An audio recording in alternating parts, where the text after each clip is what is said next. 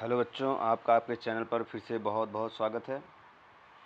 एक टॉपिक है जो इरिगेशन शेड्यूलिंग का है। ये बहुत से एग्ज़ाम में यहाँ से क्वेश्चन पूछे जाते हैं। हम लोग आज इसके बारे में डिस्कस करेंगे, थोड़ा सा थ्योरी इसके बारे में जानेंगे। इरिगेशन शेड्यूलिंग होता क्या है और कौन कौन से अप्रोचेस होते हैं इरिगेशन शेड्यूलिंग के ना। तो ज़्यादा देर ना करते हम लोग शुरू करते हैं कि इरिगेशन शेड्यूलिंग क्या होता है। आपके सामने दिया होगा, इरिगेशन शेड्यूलिंग का डिफिनीशन दिया है, amount and time of application of irrigation according to crop need and water availability is known as irrigation scheduling। Simple सा मीनिंग होता है कि क्रॉप के नीड के अकॉर्डिंग और वाटर के अवेलेबिलिटी के अकॉर्डिंग हमें पानी कब देना है और कितना देना है, इसको हमारा बोलते हैं इरिगेशन शेड्यूलिंग। क्या सिंपल सा जानो, इसके तीन प्रिंसिपल, इसमें दो ही प्रिंसिपल बताया है। इसके तीन प्रिंसिपल होते हैं कि पानी हमें कब देना है, पानी कितना देना है और पानी कैसे देना है ना। When to irrigate, how to irrigate and how much to irrigate. ये तीनों प्रिंसिपल जो फॉलो होते हैं हमारे इरिगेशन शेड्यूलिंग में फॉलो होते हैं। मतलब कि पानी हमें कब देना है, कितना देना है और कितनी मात्रा में देना है। इन तीनों प्रिंसिपल को हम बोलते हैं कि इरिगेशन शेड्यूलिंग के प्रिंसिपल हैं। ठीक, अब इसी कड़ी हम लोग देखेंगे कि ऐसे कौन कौन से अप्रोचेस होते हैं जिससे हम पता लगा सकते हैं कि पानी कब देना है और कितना देना है ना। तो ऐसे करके जो इरिगेशन शेड्यूलिंग के जो अप्रोचेस होते हैं, तीन अप्रोचेस फॉलो होते हैं।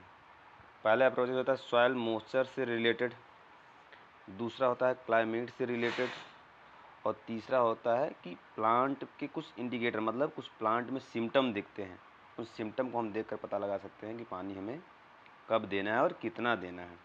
इसे बोलता है अप्रोचेस ऑफ इरिगेशन शेड्यूलिंग। इनके एग्जाम्पल ये आता है कि सॉइल से रिलेटेड कौन सा है, क्लाइमेट से रिलेटेड अप्रोच कौन सा है, प्लांट से रिलेटेड अप्रोच कौन सा। तो आप लोग एग्जाम्पल जानते रहिएगा ना। ठीक, अब जो मेजर है, जैसे हम सॉइल मॉइस्चर रिजाइम अप्रोच में ये वाला क्वेश्चन यहाँ से पूछता है, depletion of available soil moisture, इसे शॉर्ट में बोलते हैं ASMD। यहाँ से क्वेश्चन पूछता है। क्लाइमेट वाले में हमारा IWCP रेशियो से पूछता है। और जो हमारा ये है प्लांट से रिलेटेड जो होता है, क्रिटिकल ग्रोथ स्टेज से बहुत ज़्यादा क्वेश्चन पूछते हैं। कौन कौन से स्टेज होते हैं जिन्हें हम देख कर ये पता लगा सकते हैं पानी कब देना है ना। अब एक एक अप्रोच के बारे में जो ज़रूरी हम पढ़ते हैं थोड़ा सा। पहला है सॉयल मॉइस्चर कंटेंट अप्रोच। ठीक है, ये अप्रोच क्या होता है, हम सॉयल में उस सॉयल का सैंपल लेते हैं और उस सैंपल में देखते हैं कि मॉइस्चर कितना है, मतलब पानी की मात्रा कितना है, मॉइस्चर कितना है। उस मॉइस्चर के कंटेंट के हिसाब से हम पता लगाते हैं कि पानी देना है या नहीं देना है। ठीक है, और उस मॉइस्चर का पता लगाने के लिए हम लोग सबसे बेस्ट जो मेथड होता है ग्रेविमेट्रिक। क्या होता है, ग्रेविमेट्रिक मेथड हम लोग यूज़ करते हैं। क्या, ग्रेविमेट्रिक मेथड यूज़ करते हैं सॉइल मॉइस्चर मेजरमेंट के लिए। अगर हमारा मॉइस्चर, अवेलेबल मॉइस्चर जो होता है 50% से अधिक है, मतलब हमारा जो अवेलेबल मॉइस्चर 50% से अधिक है, तो हमें जो होता है इरिगेशन देने की आवश्यकता नहीं होती है। अगर मॉइस्चर 20% से कम अवेलेबल मॉइस्चर, तो 50% से कम है तो इरिगेशन देने की आवश्यकता पड़ती है।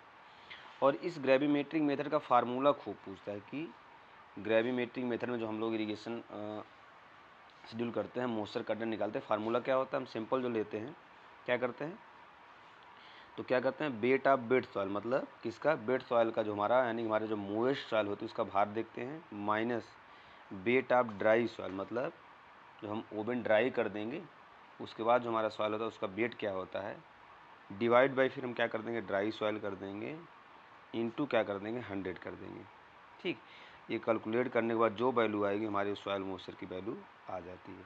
तो अगर सॉइल मॉइस्चर कम है मतलब इरिगेशन देने की आवश्यकता है, अगर सॉइल मॉइस्चर ज़्यादा है इसका मतलब इरिगेशन देने की आवश्यकता नहीं है। तो सॉइल मॉइस्चर कंटेंट अप्रोच में आता है। बाकी सिंपल वे में जो हम लोग गांव में फॉलो करते हैं, मॉइस्चर पता करने के लिए हम लोग हाथ में लेते हैं सॉइल सैंपल को।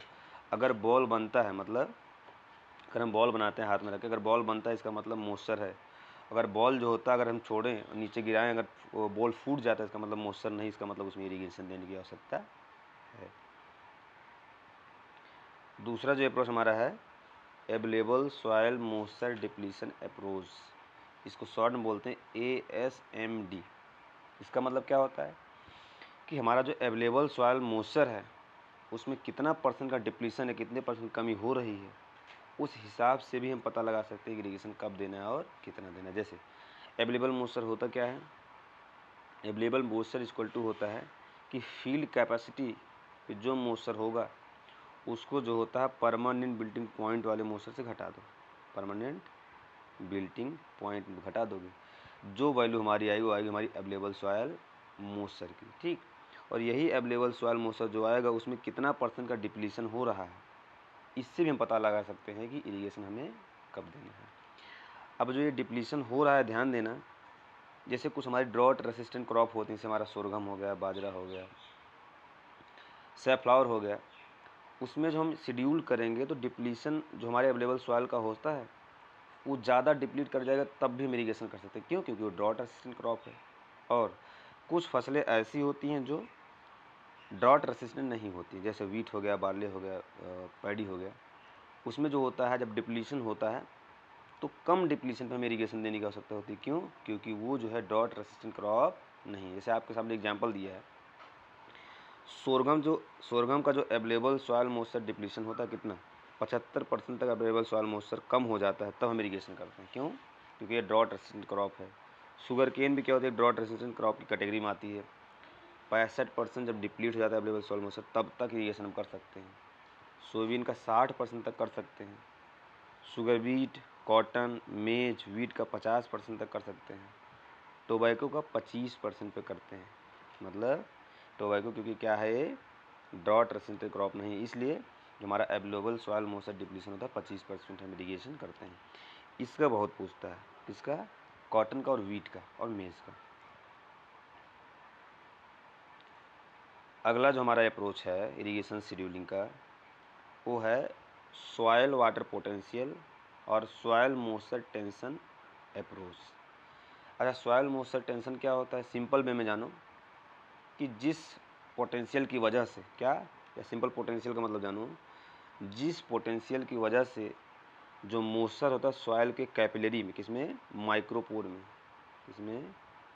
माइक्रोपोर में रुका हुआ होता है, उसे हमारा बोलते हैं पोटेंशियल, ठीक। या सिंपल वे में इसे बोलते हैं कैपिलरी पोटेंशियल, क्योंकि पानी कैपिलरी में ही रहता है, माइक्रोपोर में ही रहता है, इसलिए हम कैपिलरी पोटेंशियल की बात कर रहे हैं। तो जिस पोटेंशियल की वजह से पानी हमारे कैपिलरी में रुका रहता है उसे हमारा बोलते हैं कैपिलरी पोटेंशियल। या ओवरऑल बोलेगा तो जिस पोटेंशियल की वजह से पानी हमारे सॉइल में होल्ड या रुक करके रखता है उसे हमारा बोलते हैं पोटेंशियल, ठीक है। या जिस टेंशन पे हमारा पानी, जिस टेंशन पे हमारा पानी जो होता है सॉइल में रुका हुआ होता है उसे हमारा बोलते हैं सॉइल मॉइस्चर टेंशन, ठीक है। अगर हम टेंशन की बात करेंगे तो tension, soil moisture tension measure किससे करते हैं? उसको मेजर करने का सबसे अच्छा इंस्ट्रूमेंट होता है हमारा टेंसियोमीटर। क्या यूज होता है? टेंसियोमीटर।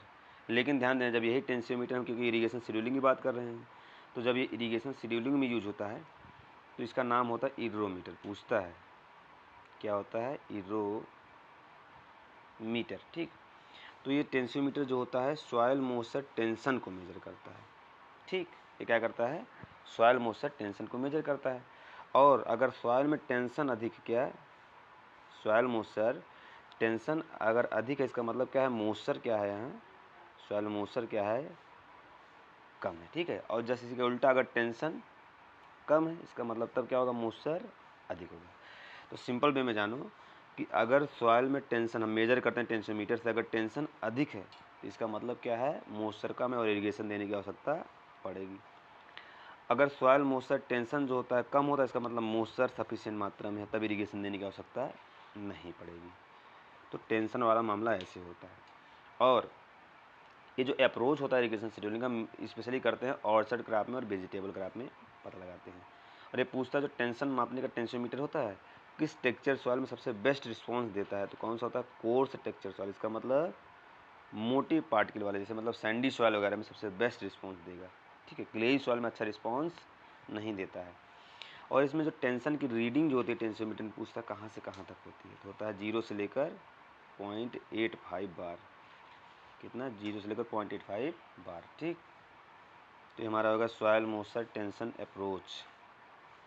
अगला और सबसे इम्पोर्टेंट अप्रोच जो होता है इरिगेशन शेड्यूलिंग का, जो क्लाइमेटिक अप्रोच में आता है, IWCP रेशियो अप्रोच, इसी का दूसरा नाम होता है सॉयल मॉइस्चर इंडेक्स अप्रोच। क्या बोलते हैं?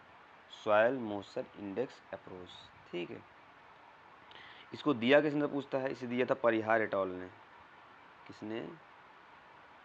परिहार एट ऑल ने इसको दिया था। क्या? IWCP ratio approach. ठीक है, इसमें करते क्या हैं, इसमें हर क्रॉप का एक फिक्स रेशियो होता है। किसका रेशियो होता है? कि जो उसमें हम इरिगेशन वाटर दे रहे हैं, ठीक है, क्या उसमें जो हम इरिगेशन वाटर दे रहे हैं और उसके फील्ड से जो इवापोरेशन हो जा रहा है उसे बोलते हैं कुमुलेटिव पैन इवापोरेशन। उन दोनों के रेशियो के हिसाब से हम पता लगा लेते हैं कि पानी हमें देना है या नहीं देना है। ठीक है, तो ये हर क्रॉप की फिक्स वैल्यू होती। क्या होती है? हर क्रॉप की IWCP रेशियो की फिक्स वैल्यू होती है और उस वैल्यू के हिसाब से हम पता लगा लेते हैं पानी ज़्यादा देना है या नहीं देना है। ठीक है, दूसरा नाम बताइए, जिसे बोलते हैं सॉयल मॉइस्चर इंडेक्स अप्रोच। ठीक है, अब ये ध्यान देना है क्या होती है कि ये इंडेक्स जो अप्रोच है, अप्रोच अच्छी तो होती है, मतलब साइंटिफिक अप्रोच तो है, लेकिन फार्मर इसे ज़्यादा अडॉप्ट नहीं करते हैं। क्या होता है? फार्मर इसे अडॉप्ट नहीं करते हैं। और इसमें क्लाइमेटिक पैरामीटर की आवश्यकता होती है, क्योंकि यहाँ इवापोरेशन की बात करें तो क्लाइमेटिक पैरामीटर की आवश्यकता पड़ेगी ही पड़ेगी। ठीक है, अब इस रेशियो के बारे में थोड़ा सा हम चर्चा कर लेते हैं। अगर ये रेशियो की वैल्यू, जो हमारा रेशियो है, ये ratio equal to IW divide by CPE। ठीक है, तो ये हर क्रॉप की अलग अलग रेशियो होती है। अगर इस रेशियो की वैल्यू ज़्यादा है, मतलब इस रेशियो की वैल्यू ज़्यादा है, तो जिस क्रॉप की इस रेशियो की वैल्यू ज़्यादा होती है उसमें ज़्यादा इरिगेशन की आवश्यकता पड़ती है, मतलब इरिगेशन थ्रू ज़्यादा पानी देना पड़ेगा, जल्दी जल्दी पानी देना पड़ेगा। ठीक, और जिस क्रॉप की IWCP रेशियो वैल्यू कम होती है उसमें पानी की मात्रा जो होती है कम देनी पड़ेगी और बहुत देर देर में, मतलब लॉन्ग इंटरवल में पानी देंगे। मतलब सिंपल से मीनिंग, यानी कि अगर वैल्यू ज़्यादा है तो पानी ज़्यादा दोगे, अगर वैल्यू कम है तो पानी कम दोगे। सिंपल सी बात है। बाकी ये तो हो ही गया कि हमारा अगर इसका बोलते हैं साइंटिफिक अप्रोच है, लेकिन ये प्रैक्टिकल यूटिलिटी इसका नहीं है। ठीक, इसके नीचे कुछ हमारे क्रॉप के IWCP रेशियो वैल्यू दिए हैं, उनका देख लो। डायरेक्ट क्वेश्चन पूछ लेता है, जैसे पूछता है सबसे ज़्यादा IWCP रेशियो वैल्यू किसकी होती है? राइस की और पोटैटो की 1.2, बरसीम की 1 होती है, व्हीट मेज सनफ्लावर की 0.9 होती है, सोरघम और शुगर केन की 0.8 होती है, ऐसे करके कॉटन की 0.75 होती है। इसका 2-3 जगह पूछा जा चुका है कॉटन की कितनी होती है। रेपसीड एंड मस्टर्ड की 0.7 और मोस्ट ऑफ जो हमारे पल्स क्रॉप होती हैं और कुछ ऑयल सीड कितनी होती है? 0.6 होती है। और अगर सबसे कम पूछेगा कि सबसे कम वैल्यू किसकी होती है, तो सैफ्लावर होती है। क्यों? क्योंकि सैफ्लावर एक ड्रॉट रेसिस्टेंट क्रॉप है और इसमें पानी की आवश्यकता कम पड़ती है। इसमें देख लो कि जिसमें पानी की आवश्यकता ज़्यादा होगी और जिसमें पानी बहुत जल्दी जल्दी देना पड़ता है उसकी IWCP वैल्यू ज़्यादा होती है, और जिसमें पानी कम देना है, पानी जल्दी जल्दी फ्रिक्वेंटली नहीं देना है, उसकी वैल्यू कम होती है। इस पर न्यूमेरिकल आता है, इस पर न्यूमेरिकल आप लोग ज़रूर देख लीजिएगा। उसमें जैसे मान लो रेशियो का दिया है, ऐसे रेशियो बराबर होता है IW डिवाइड बाई CPE। ठीक है, इन तीनों चीज़ में से एक चीज़ नहीं दिया रहेगा। जैसे मान लो अगर ये चीज़ दे दिया, IW इरिगेशन वाटर कितना सेंटीमीटर देना ये दे दिया, रेशियो का मान दे दिया, CP वैल्यू निकालने दे देता है, कभी कभी CP और रेशियो दे देता है तो IW निकालना रहता है। तो इस पर न्यूमेरिकल जो है आप लोग ज़रूर ध्यान दे दीजिए। एक सिंपल ही होता है, 2 वैल्यू दे रहेगा, एक वैल्यू आपको निकालना रहेगा, ये ध्यान दे देना आप लोग।